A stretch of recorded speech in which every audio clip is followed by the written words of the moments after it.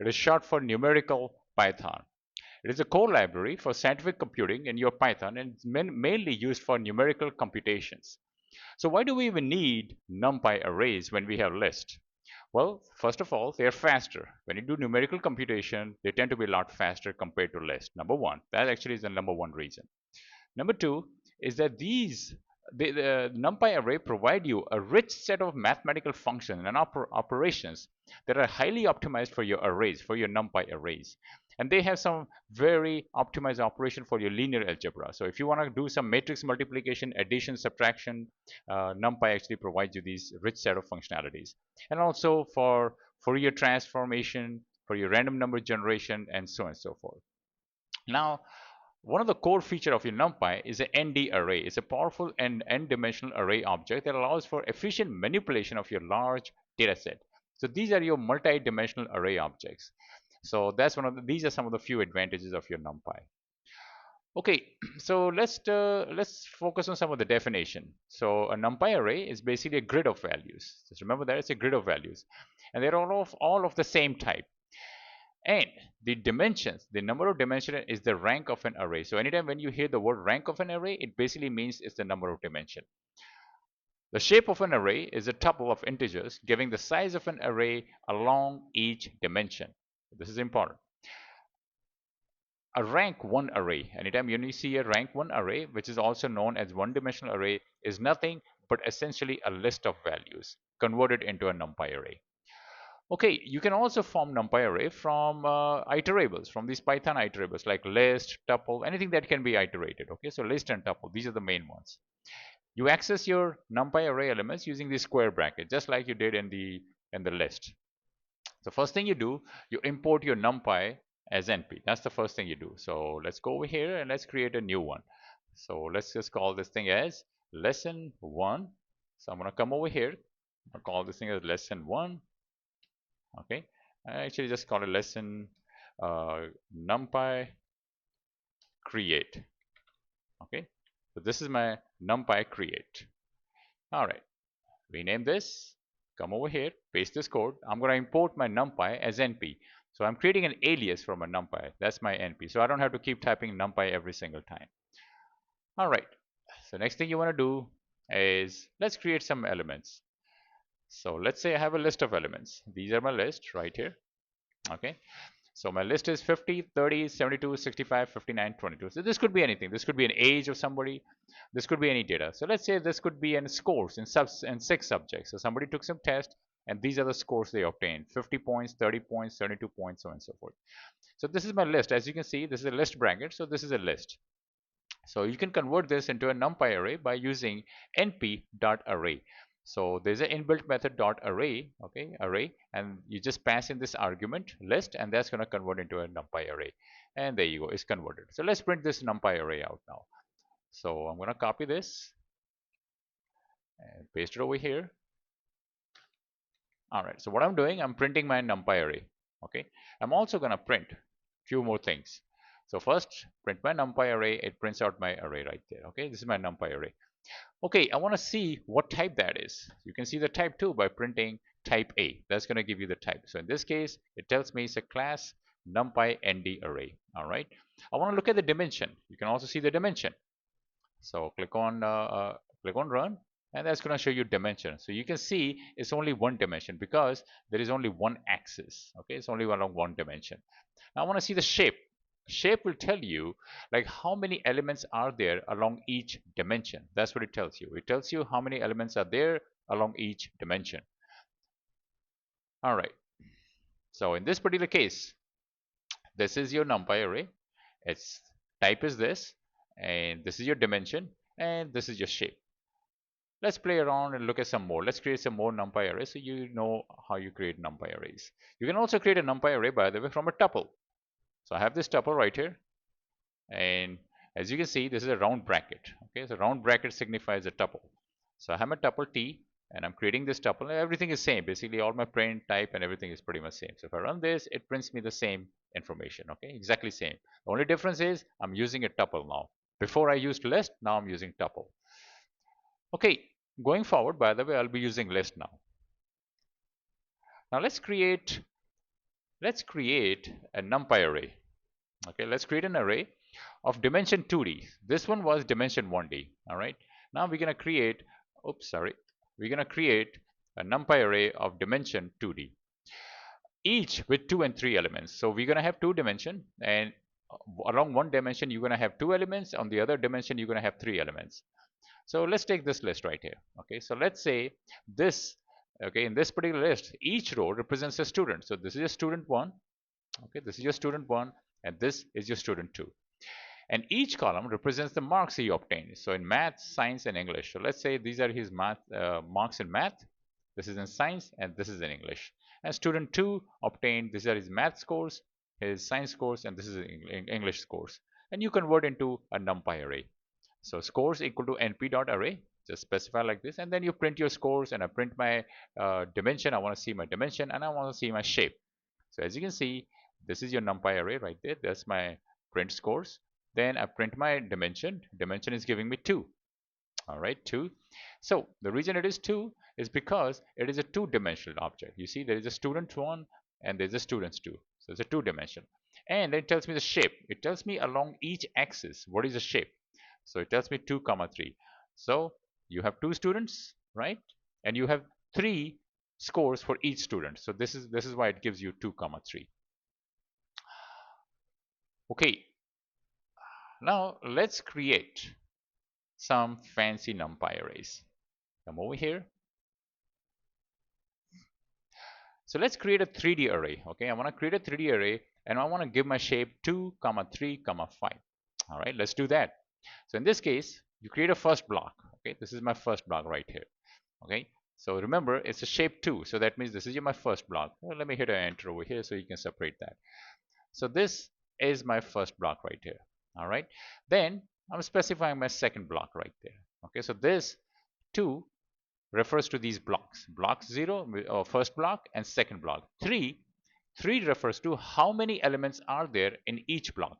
So in each block there are 3 elements. So this is first element, second element, and third element. Okay, row 1, row 2, row 3. Likewise, in the second block we're going to have 3 elements. 1 element, 2 element, and the third element. And then along each element, inside each element, along each row, I'm going to have 5 elements inside that. So this element will contain 5 sub-elements inside that. So this row 1 will contain 5, and you can see 1, 2, 3, 4, 5. This one contains 1, 2, 3, 4, 5. 1, 2, 3, 4, 5. All right, same thing with second block. So this is how I'm able to create an array, okay, a NumPy array, which is a 3-dimensional in shape, and this is the size 2, 3, 5. Let's run this, and there you go. It prints out my array. This is my array right there. Okay, I print my dimension right there. It tells me the dimension. Let me remove this. Don't need this. Okay, it prints out my dimension, and then I'm also printing out the shape. Okay, let's just come over here. There you go, and there you go. So see, it prints out my dimension is 3 and my shape is 2, 3, 5. So one quick way to know basically like your shape. Somebody had asked me like, is there a way where I can determine my shape? The answer is yes. You can count these brackets right here. So just count 1, 2, 3. In the beginning, just count how many brackets you have. So by counting this number of brackets in the beginning, that should tell you the dimension. This is a 3 dimension because there are 3 brackets in the beginning. If you go on the top right there, you see there is a 1 and 2 brackets. Okay, so there are 2 brackets right in the beginning. That's why it's a 2 dimension. If you go on the top, there's only 1 bracket right there. You see there's only 1 bracket. Okay, because there's only 1 bracket, it's a 1 dimension. So this is a little nifty trick you can use to actually determine how many dimensions you have if you ever need to. All right, then now let's create another array. In this case, I want to create an array of shape 2, 3, 2. All right, so let me just copy and paste this. Come over here. All right. So this is my NumPy array. By the way, I could have created this as a separate list. If you look back on top, what I did, I actually created a list first, right? And then I put my list inside my array. So you can do this, or you can actually create your list inside your NumPy array. You can do that too. Okay, they are both okay. So in this case, I'm creating my NumPy array, and I have shape 2, 3, 2. So that means my first, I'm going to have 2 blocks. Okay, because this is 2 right here. So it's going to give me 2 blocks. So this is my first block. This is my second block. Okay, now remember your indexing always starts with 0. So basically if you access this block, it's going to be index 0. Just be aware of that. All right, then inside this block, inside my first each block, I'm going to have 3 elements inside that. So if you look at my first block, okay, how many elements I have? 1, 2, and 3 elements. All right, same thing with the second block. 1, 2, and 3 elements. Okay, then inside each element, I'm going to have another 2 elements. So inside this element, I'm going to have 2 elements. You can see 1 element and second element. Same thing with this right here. I can see 1 element and second element. And same thing over here. First element, second element. So inside each one of these, I have 2 elements. Okay, that's what this 2 refers to right here. Okay, then I print my B and I print my dimension and I print my shape. So if I run this, it prints out my n dimension is 3. Okay, there are 3 because you can count the number of brackets, right? 1, 2, 3. You can count your initial bracket. You can also count from here too, by the way. 1, 2, 3 right there. Okay, so it's telling you 3 dimensions. And then 2, 3, 2. All right. Now, NumPy also provides you many methods to create special arrays. So let's say you want to create, okay, let me just come down, paste it over here. So let's say you want to create a one-dimensional array of 10 elements with all zeros. Okay, you want to create a one-dimensional array of 10 elements and everything has to be 0. Well, one way you can do is you can just put L equal to, and then just write your 0, comma 0, comma 0. That can take you forever, right? That would be one way. This was not a very efficient way. Here's an interesting way you can do. You can say np.zeros and then open up a round bracket and another round bracket and put 10 inside. That's all you have to do. And you put 10 inside, and when you run this, it's going to create an NP array for you. So this one contains all zeros. This way you can even create a one with 100 zeros. Okay, and I'm going to remove this, by the way. Don't need this anymore. Don't have to print the shape and all these elements anymore. All right, so see, it creates a NumPy array, a one-dimensional NumPy array with all 100 zeros. Pretty nifty trick. Well, what if you want to create an 3 by 3 array of all zeros? You can do that too. So just come over here, paste it. So creating a 3 by 3 arrays of all zeros. So you're going to say a np.zeros and you're going to specify your shape over here, 3 comma 3. Over here, I specified just 100. Okay, so basically this is my one-dimensional array with 100 elements along this. In this case, I'm creating a two-dimensional array. You see there's a 1, 3 and there's another 3. So there is a two-dimensional arrays. So you can always print out your, by the way, dimensions. So this way you can see if you needed to. Okay, so you can just print this, copy and paste over here, come over here, print it. All right, let's run this. So as you can see, it actually created a 3 by 3 array. Okay, I specified 3 by 3 array and I said put them all zeros. I'm using this inbuilt method zeros and it prints out my array with all zeros right there. And you can see my dimension right there. It's telling me 2 dimension. Okay, the reason it's 2 dimension because of 2 elements inside this tuple. All right, 2 elements. And then it prints out my shape right there. Shape is 3 by 3. Okay, now I want to create an array. Okay, I want to create an array. Or some of you who actually have a math background, you can actually say matrices. Okay, if it helps you, you can also say matrices. So I want to create a 3 by 5 array. Okay, 3 by 5 array of all zeros. You can do that too. np.zeros 3 comma 5. Print this and run this, and there you go. You see that it printed a 3 by 5, basically a 3 by a two-dimensional array with 3 by 5 shape. Okay. All right. So you can actually have many. You can actually just come back, and if you want to play around, and you can actually create something like let's just come over here. Just let me paste it over here, and then you can actually create 3, 5, comma 4, or maybe 4. Yeah, let's make it 4 over here. Okay, 3, 5, 4. Run this, and you see that it created these elements for you. So the 3 blocks. Okay, 1, 2, and 3. Okay, this is your 3. All right, and inside the 3, each one of them will contain 5 elements. So you can see there are 5 elements. 1, 2, 3, 4, 5. 5 elements. And inside these 5 elements, I'm going to have 4 more elements. And inside this 5, you can see 1, 2, 3, 4, 4 elements. Okay. All right. You can also create matrices of all ones or constant. Oh, look at my spelling of constant. Let me fix that. All right. And okay. So you can also create matrices of all ones. Same logic. Okay. Come over here, come down, paste it. So in this case, there's an inbuilt method called once, and once is going to create all elements of 1 1 1 1. Okay, so in this case, these are very handy tools. Basically, sometimes you have to create these matrices, and they allow you to create on the fly very quickly.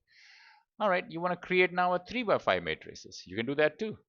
Come over here, paste it, and this one is going to create a 3 by 5 matrices of all ones. Okay, so I'm using my inbuilt method once. 3 by 5, print A. You can see there are 3 by 5 elements. Okay, I want to create now, okay, fill me an array with a constant value. So I want an array that's all filled with a constant value. So in this case, there's an inbuilt method called full. Okay, and the constant value you want is, let's say, 5. Okay, it's just 5. So let's run this, and there you go. You see that it created an array 5 5 5. You can actually change this. This is your shape right there. You can change this thing now. So come over here, copy, okay, paste it. You create a, let's say, 3. Let me see over here. Do I have an example? Oh yeah, there you go. So I'll just use this example. Don't have to do this thing. Let me change this to 5. Okay, copy this, paste over here. All right. So now I want to create an array of 3 by 4 array with only one constant value, which is 9 right here. That's all I want. Well, all you have to do is just say a equal to np.full, same inbuilt method full, and you specify your shape over there, and then you specify your fill value. Okay, now when you run this, it's going to create a NumPy array with all values 9999. Okay, now let's say you want to create an identity matrices. Now, some of you who actually come from a math background, you will recognize that. So identity matrices are matrices that have one only along the diagonal. Okay, they are one along the diagonal. You see 1 1 1 1. The rest of the elements are all zeros. So these are called identity matrices. So you specify, there's an inbuilt method called I, and specify your size over there. Okay, so this is going to create an identity matrix of size like 3. Okay, a 3 by 3 matrix, and all elements would be 1 on the diagonal. Okay, you can also create an identity matrix, okay, a 3 by 5 array. So let's create a 3 by 5 array of identity matrix. You can do that too. So here np.I, and you specify the dimension over here. You specify your shape. Okay, you add 3 comma 5. Sorry, not dimension, shape. You specify your shape, and there you go. You can see it's 1 over here, okay, 1 over there, 1 over here, 1 over here. Rest of the elements are all 0. All right. Now let's create some array with random numbers. Okay, so maybe you want to put some, you want to populate your array. Maybe you want to create an array and you want to put some numbers, some random numbers. You can do that too. So create an array with random numbers. So basically there's a function called random.random. Okay, so this is going to generate a random values. Now this one is going to generate a random value. It's going to be between 0 and 1. So let's run this, and there you go. It generated my random number. So this is my random numbers, 1D array, and how many elements are in this 1D array? 10, and you can count there are 10 of them. All right. Now let's create an array. Okay, let's create a 2 by 4 array that is filled with all values between random values between 0 and 1. We can do that too. So let's come over here and create a 2 by 4 array. So you specify your shape right there. Okay, this is where you specify 2 by 4. A 2 by 4 array filled with random values between 0 and 1. Run this, and there you go. You see it created a 2 by 4 array with all random values between 0 and 1. Okay, by the way, you can actually generalize this and make it a lot bigger. If you want, you can actually change this to 2 by 4 by 5. You know, you can 2 comma 4 comma 5. You can do all these numbers, and this can generate all these random numbers for you. I'm just keeping it simple just to explain you the concept. All right. Now let's say you want to generate, okay, or you want to create an array. Okay, create a one-dimensional array with 3 elements. All right, and you want, okay, sorry, with 8 elements, not 3. Oh, misspoke. With 8 elements, with random integers between -10 and 15. Now remember, you want random integers in this case. You want integers, and you want to make sure that those integers, they go from -10 to 15, but not including 15. Okay. So how will you do that? Well, you will run this code. That's how we'll do. Let's come over here, right there. So you're going to use this something called np.random.randint. Okay, so randint is a short for random integer, and you specify your start value, you specify your end value, and in between these two values, going to pick up these values. But remember, it's not going to include 15.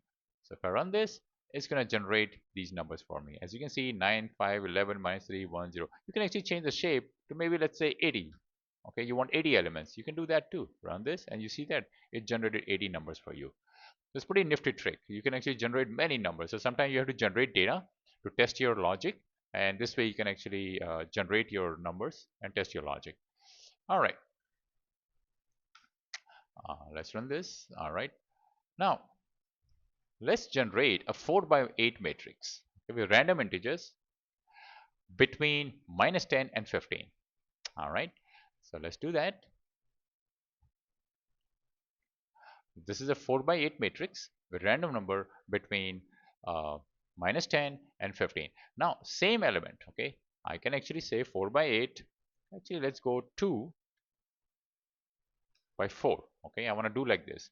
So you can say 2, comma, 4, 8. All right, if you run this, and there you go. It's going to generate 2 blocks, okay? This is my first block, right?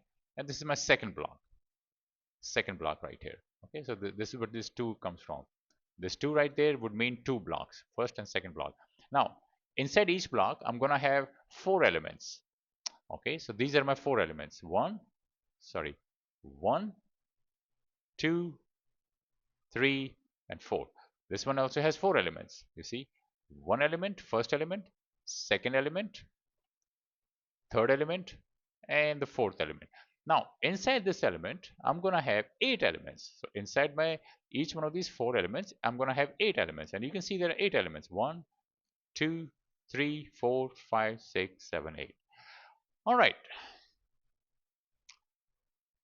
Now let's create an array. Okay, let me just put this over here. Copy, paste, come over here. And yep, there you go. All right, now I want to create arrays, okay, using a method called arrange. But this is a pretty another interesting method that I have come across, and I've seen it used many times. Even in my line of work, I used many times. So what I do, I want to create an array from 0 to 4. Okay, I want a number from 0 to 4 continuously. So there is a method called arrange. Okay, very powerful method. And what it does, it allows you to create this range of numbers. So you specify your start position, your start index. You specify your stop index, like where do you want the numbers to stop. And you specify your steps, like how many steps you want it to increment. And if you don't specify your step, start index is going to be default value is 0. And likewise, your step is equal to 1. That means that's your default value. So if you don't specify this and this, your default value is going to be 1 for step, and your start index is going to be 0. All right. So I say create an array from 0 to 4. In this case, you're going to say array equal to n dot arrange 5. So remember, 5 is not included. It's exclusive of 5. Okay, so it's going to go 0, 1, 2, 3, 4. If I run this, it's going to print 0, 1, 2, 3, 4. If I make this thing as 50, actually, let's just make it 50. Okay, if I make this 50, it's going to go from 0 to 49. I run this, you see that 0 all the way up to 49. All right, let's go back, make it 0 to 5. Now, let's say I want to create an array from 2 to 9. You can do that too. You want to create an array from 2 to 9, not from 0 to 4. You want to start from 2 and you want to go up to 9. You can do that too. So you start with 2. Okay, this is my start index right here. All right, start index is 2. And my stop is 10 right here. Okay, but it's not going to include 10. So it's going to go from 2 to 9. So if I run this, it's going to print 2, 3, 4, 5, 6, 7, 8, 9. And my step size by default is 1. Basically, it's going to keep incrementing by 1. That's what your step size means. All right. Next one. Now I want to create an array from 1 to 9 with the step size of 2. I want to start from 1. Okay, I want step size 2 in this case. Now you can do that too. Come over here and you say an array np.arrange 1 comma 10 comma 2. So this is my step size. If I run this, it's going to print 1 3 5 7 9, step size 2. Now you can change the step size and you can just play around and it'll give you an idea what it does.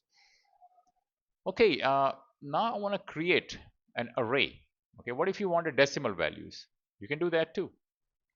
So I want an array, okay, of float values from 0 to 0.9. So my step size is 0.1. So the way you do is you use the same inbuilt function called arrange. You specify your first value, okay, which is 0. You specify your final value, which is 1, and you specify your step size 0.1. And when you run this, it's going to give you these values 0, 0.1, 0.2, 0.3, 0.4, and so forth. Okay, gentlemen, so this concludes how to create a simple array.